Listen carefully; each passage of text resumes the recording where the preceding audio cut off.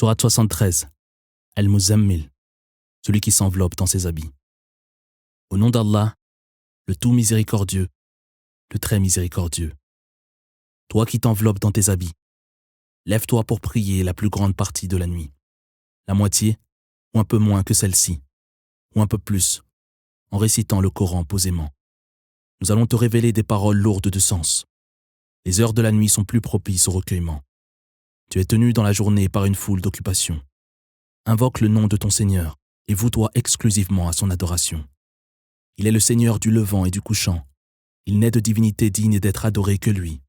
Place donc ta confiance en lui, car il se charge de ta protection. Supporte patiemment leurs paroles et éloigne-toi d'eux dignement. Laisse-moi avec les négateurs qui jouissent sans retenue de cette vie. Accorde-leur quelque temps.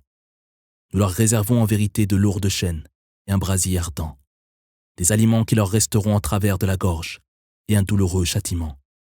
Le jour où la terre et les montagnes trembleront et que ces dernières ne seront plus que dunes de sable mouvant.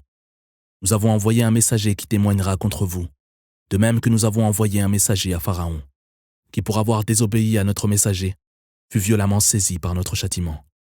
Comment, si vous rejetez la foi, pourrez-vous échapper au châtiment d'un jour si terrible qu'il donnera des cheveux blancs aux enfants et qu'il verra le ciel s'entr'ouvrir? Sa menace devra s'accomplir. Voici une exhortation. Que celui qui le veut, suive donc la voie de son Seigneur.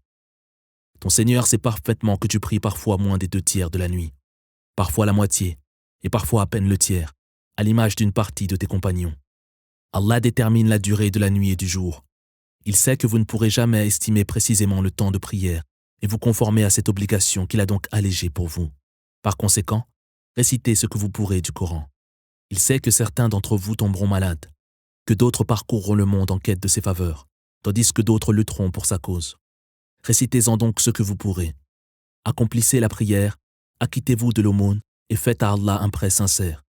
Et sachez que quelque bien que vous accomplissiez sur terre en vue de votre salut, vous le retrouverez démultiplié auprès de votre Seigneur.